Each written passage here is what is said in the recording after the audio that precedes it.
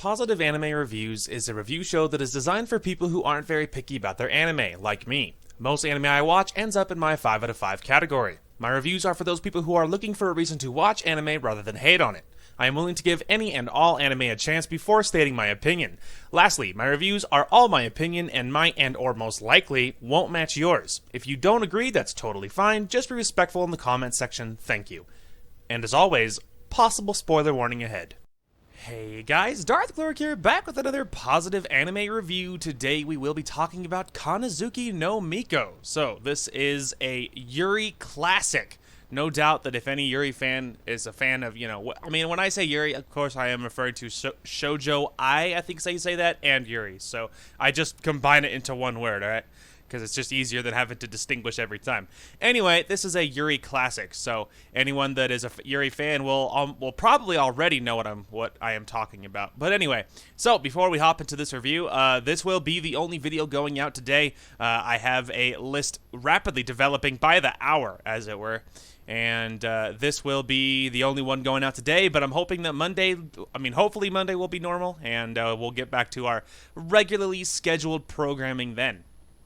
Anyway, so let me hop back over to our little cheat sheet here. So yeah, we are of course talking about Kannazuki no Miko. Now there is an English name. It's technically the English name is Destiny of the Shrine Maiden, I think is what it says. But I've only ever heard it referred to as Kannazuki no Miko. I have never once heard anyone be like, yeah, Destiny of the Shrine Maiden. Like, you know what I mean? Like, it's so universal that I'm probably not even going to include it in the description because everyone's going to know it by its Japanese name.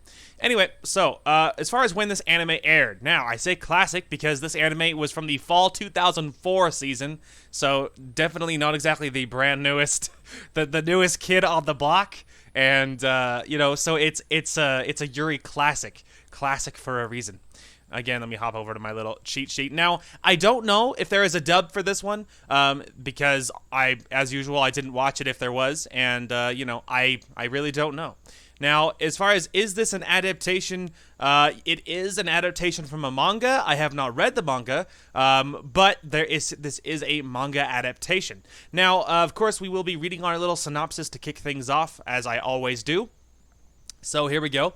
Kannazuki no Miko begins in the village of, oh man, all these Japanese names, that's killing me with my stutter. In the village of Mahoroba, maybe, where time passes slowly for both man and nature. Two students from the village's prestigious, academy. I'm not even gonna try.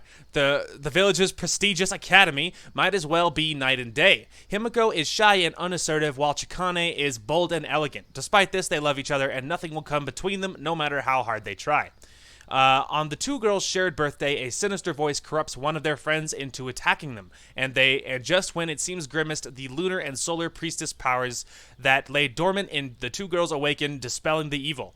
That was only the first hurdle, however, and the two must now fend off the countless others who would threaten their well-being, even the people closest to them.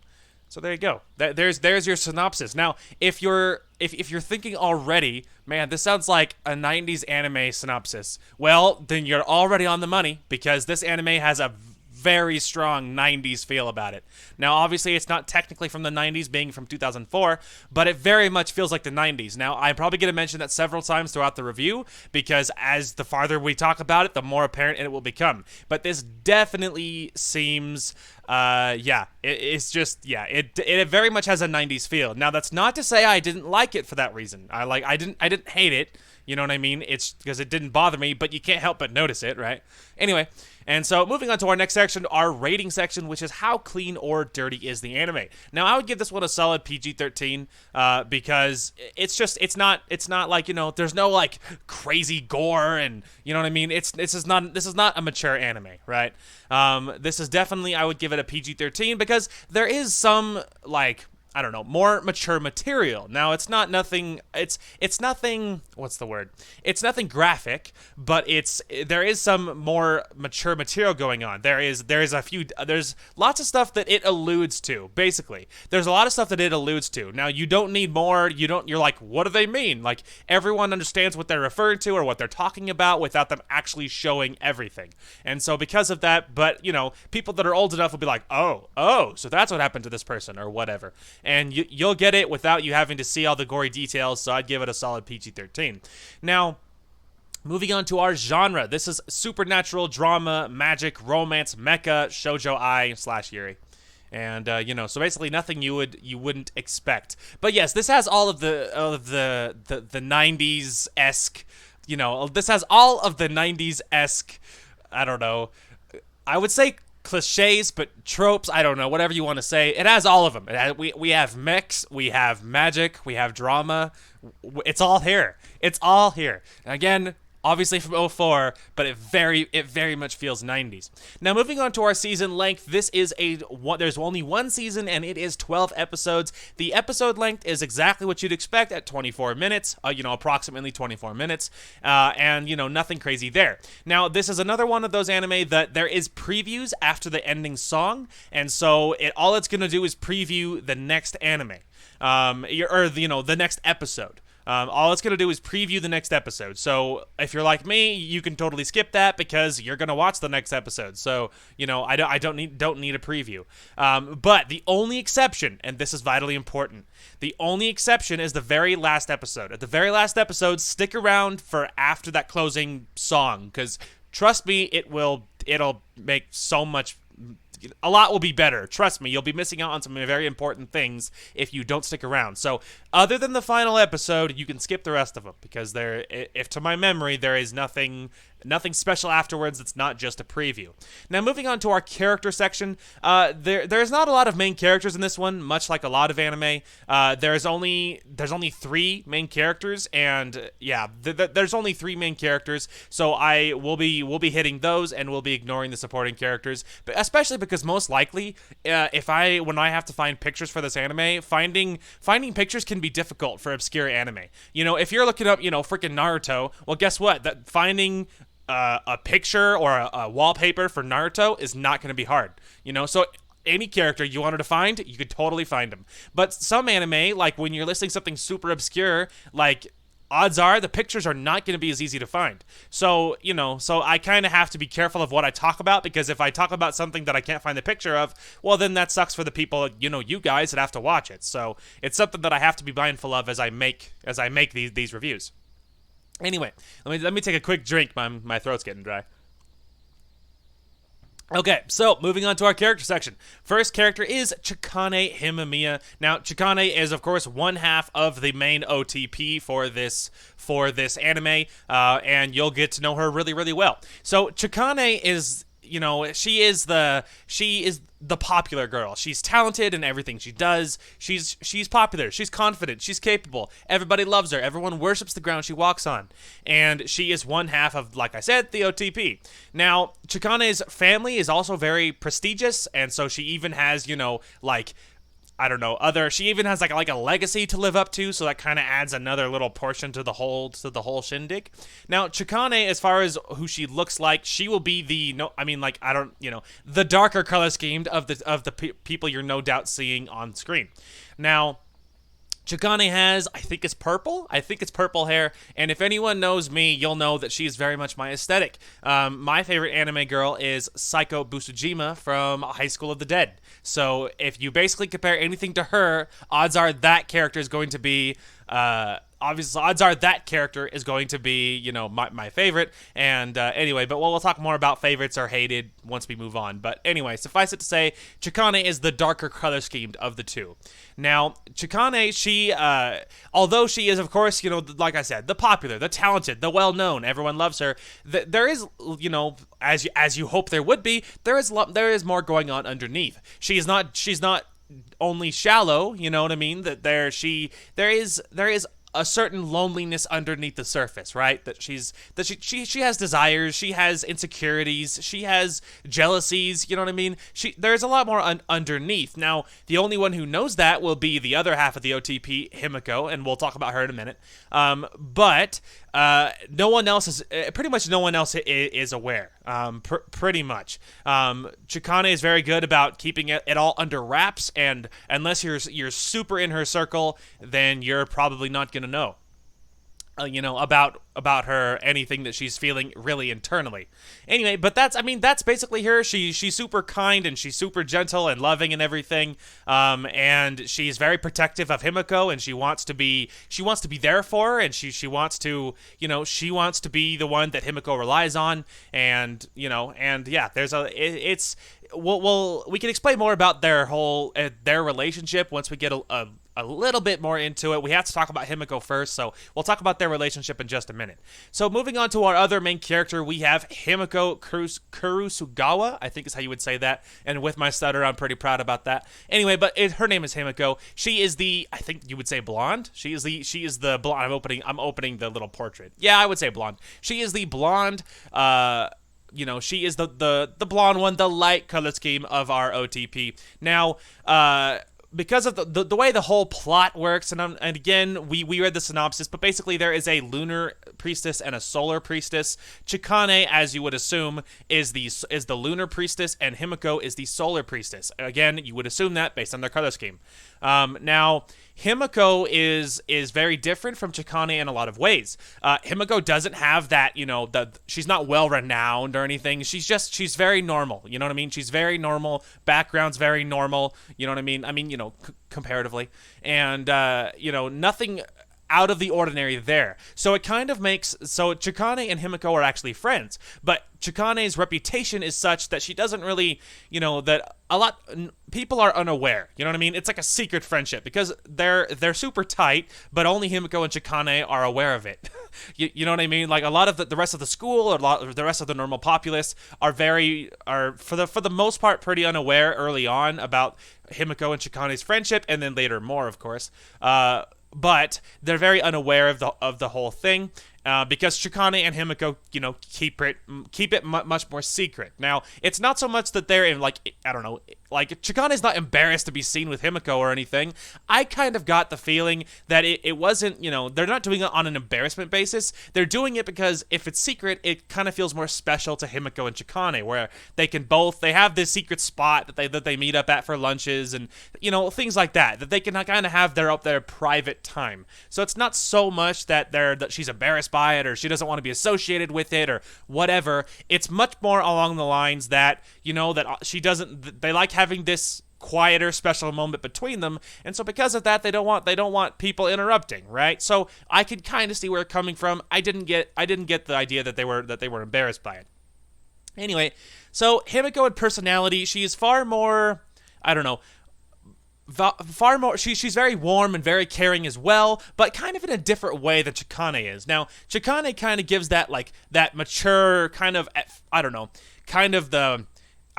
like a motherly love where, she can be loving and caring and helpful to her peers around her, but it kind of feels like that she's like a senior student or someone super capable, helping someone that's younger and less capable than she is. Whereas Himiko kind of gives that, just super, caring, but it's not from like a mature older student standpoint, if that makes any sense at all. I'm explaining it horribly, so ignore that. But anyway, Himiko is caring and loving as well, but very different. A lot of the students, like I said, they don't treat Himiko with the respect that they treat Chicana because she's, no offense to, but that's how everyone sees her, as nobody. She's just regular. She's very normal. She's very insignificant by their standards, right? Because Chicana is seen as the number one in the whole school. Everyone bows down to the ground she walks on. You get the idea. Now, Himiko, and as far as Himiko and Chicana's relationship, now Chicana has loved Himiko a very long time, since they first met each other, but Himiko is very unaware about why, right? And it kind of alludes to even more that Chicana kind of feels the much more older of the two, even though they share the same birthday. They're the exact same age, but Chicana very much feels the older and maturer of the two, if that makes any sense. Because Chicana is very much aware that she loves Himiko. It feels a little unrequited for her, because Himiko is very unaware that all the signs are there, and deep down, you as the audience, you're very much aware that Himiko also loves Chicana back, but Himiko is very unaware. So, and again, more proof that Chicana feels like the older of the two, even though their age is the same. And so yeah, it kind of brings this interesting little I don't know, this interesting twist on the rest of it. Because my favorite character, and we'll get to the section officially, is Chicana. So the whole time you're like, please, Himiko, please think for a minute and realize, like, I want Chicana to be happy, right? That's all you want, is I wanted Chicana to be happy. And so it was, so I don't know. And part of it was kind of rough to deal with, honestly, because you're like, just realize it. And so I don't know. There is a lot of that, but it's not even just this anime. A lot of anime do that, where, you know, obviously because of the plot, they have to keep the plot going a long time, right? So as it goes farther, it's just torturing you as the audience because all you want is closure. But obviously they're gonna wait till the last episode to give you any kind of real closure. So anyway, it's just rough. It's just rough. Regardless, though, that's basically Himiko. She's loving, she's caring, and she feels younger than Chicana is, even though, like I said, age is the same. And that's basically her. The last main character is Soma Ogami. Now, Soma is the main dude, the main male character, the main dude character, and you know, Soma he's very 90s. Like I don't know how else to describe it.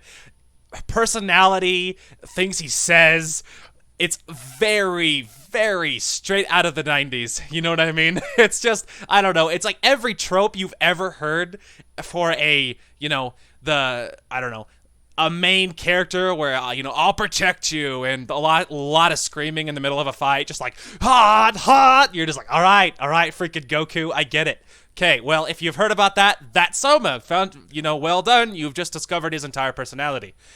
Soma, he did nothing for me, because Soma has a crush on Himiko, and Himiko thinks she has a crush on Soma, but the farther it goes, the more you realize even she doesn't believe it. But anyway, so Soma, I mean, and he'll be the only guy most likely I'll be able to show on screen if I can find a picture of him.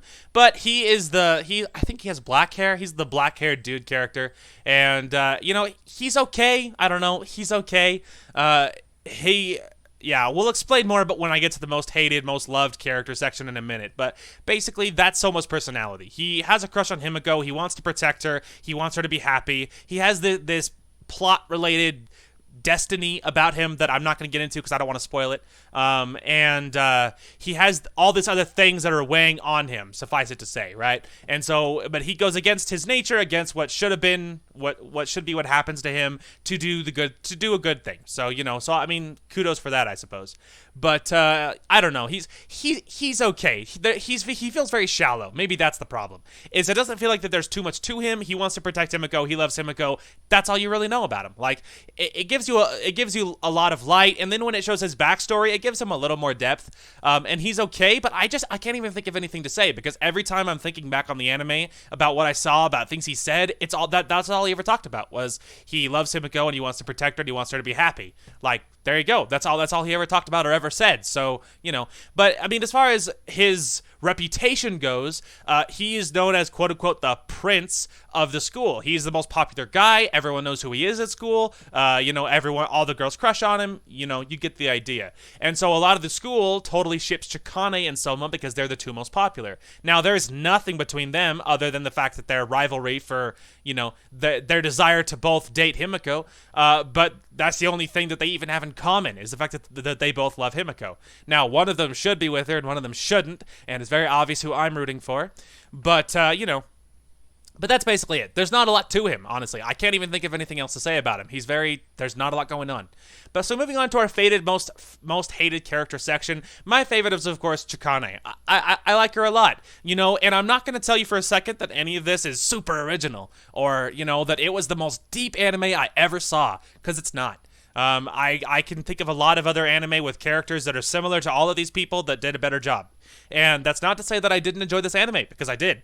I've seen it once before a lot of years ago, and I enjoyed it then too.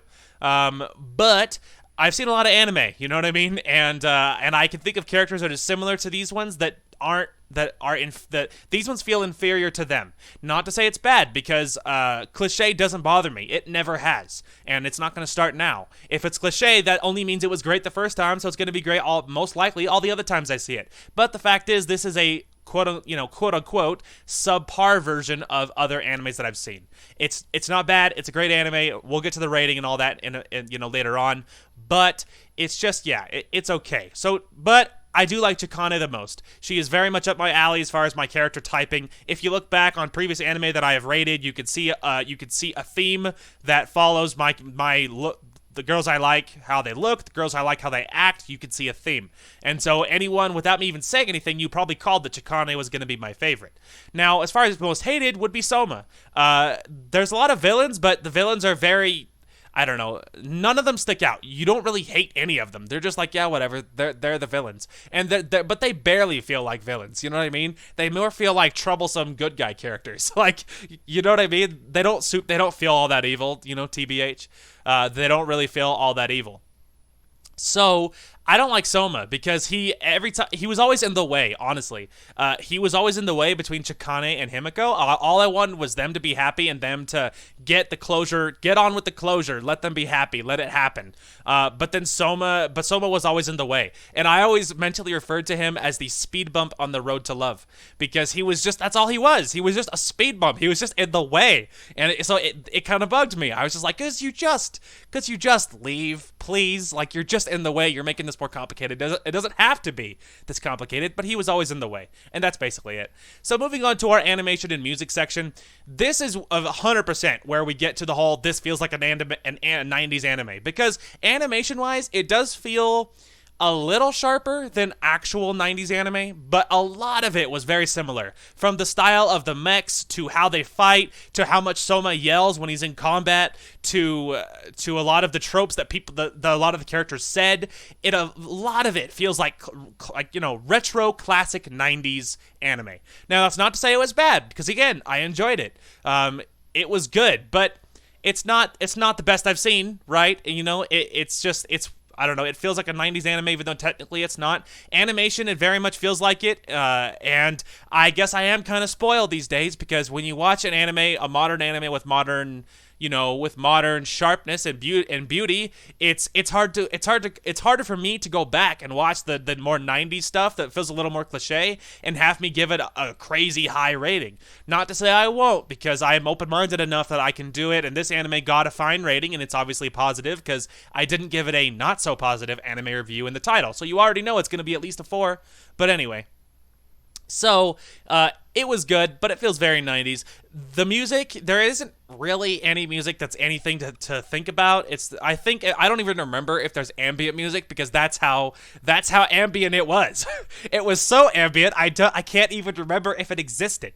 And the opening song, closing song, again, for forgettable. I didn't really care. It didn't like stick out. I wasn't like, oh, the closing or the opening. It didn't give me hype. It was just it was music. Like, you know what I mean? Same thing with the animation. It was animation. The animation was fine. It kind of had this 90s feel, and I think I'm being too negative by how I liked it.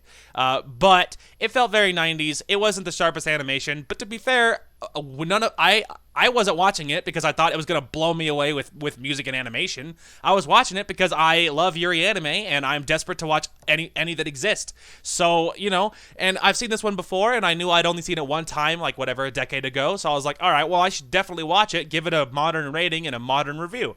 So anyway, it was time, but we weren't watching it for the animation and the music. So that obviously is nothing will get docked for that, because that's not what we were there for. Anyway, so moving on to final rating and recommendation, I will do the spoiler section after this and tell you, and we'll get to the rating and possibly, but yeah, there isn't too much more to say, but, well, actually, it occurs to me, spoiler-wise, there will be something to say. Anyway, moving on to final rating and recommendation, I'm going to give this one a 4 out of 5. Not bad. This anime was mostly really good, with 1 or 2 things that bothered me, but is still worth a buy. So, yeah, it is a solid 4 out of 5, you know, because I do have one gripe that is plot related, so we'll talk about that in the spoilers section. And so if you're waiting to hear exactly why I gave it a 4 rather than a 5, I'll get to that in the spoiler section in just a second. But other than that, you know, this is a good anime. My advice is, if you're a Yuri nut job like myself, you're looking for anything Yuri related, then I say give it a watch. You totally should. It does end well. There is a happily ever after. It's not maybe as happy as you wanted, but there is a happily ever after, and you do get what you want. So if you're a Yuri fanboy like me, I advise you to watch it. Go for it. Do it. You'll probably enjoy the ride, but this is not going to be the best Yuri anime you ever saw, but you'll probably enjoy it. That's my advice to you. So now we can get onto the spoiler section. So this is your time to take off if you don't want to hear spoilers, and I'll tell you exactly why I gave it a 4 out of 5 as soon as I take a drink. So, why did I give it a 4 out of 5? Okay, so plot-wise, it's kind of convoluted. This is another reason that I keep referring to it as a very 90s anime, because the plot is very much something you feel like you see out of the 90s. Plot-wise, basically, I'm going to try and sum this up as fast as I can. There is good mechs and bad mechs, all right? Basically. There's these evil things called, I think they're called Orochi, I think is how you pronounce it. Basically, there's this giant mech dude that wants to destroy everything, okay? He wants to blow up the world, kill humanity, because screw humans, lols, right? You get the idea. Okay, so to stop it, there is a lunar priestess and a solar priestess that are reborn with every generation, okay? So it's a generational thing. Now, again, we're in the spoiler section, so I can tell you whatever I want to. But you don't realize the full depth of the story until like the last episode. So, you know. Anyway, and so to stop this evil mech dude that's like literally on the moon to destroying Earth is one of the priestesses has to die by the other one's hand. Okay? Now again, this is last episode material, okay? So you don't know any of that part until the last episode. So I'm trying to think how best to sum this up. So obviously we know that Chicana is the lunar priestess, Himiko is the solar priestess. Okay, so there's all this plot happens where Chicana basically tricks Himiko into killing her because one of them had to die. Only Chicana knew, Himiko didn't. And so you're like, you know, Chicana, WTF, what are you doing? You're ruining everything, okay? But turns out there was a reason. So basically it all happens exactly that way.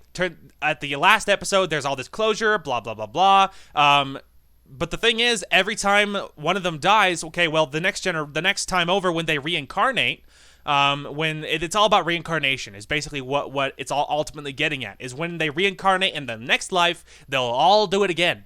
All right, so the thing is Chicana didn't remember the specific memory of the last reincarnation when Chicana killed Himiko. She didn't remember it, but she remembered how she felt. She remembered the pain. And then this event happened where basically Soma ends up kissing Himiko. Chicana sees it, and you're definitely like, oh no, this is bad. It's another reason that I don't like Soma. It's because I'm like, you're literally just in the way. And to her credit, Himiko didn't even like it. All right, she literally cried. So it was proof that it was not the right thing. Very happy about that. Anyway, so Chicana sees it. Well, then she actually remembers. Well, the last reincarnation when I killed Himiko. And so she feels horribly guilty, and then the rest of the plot develops.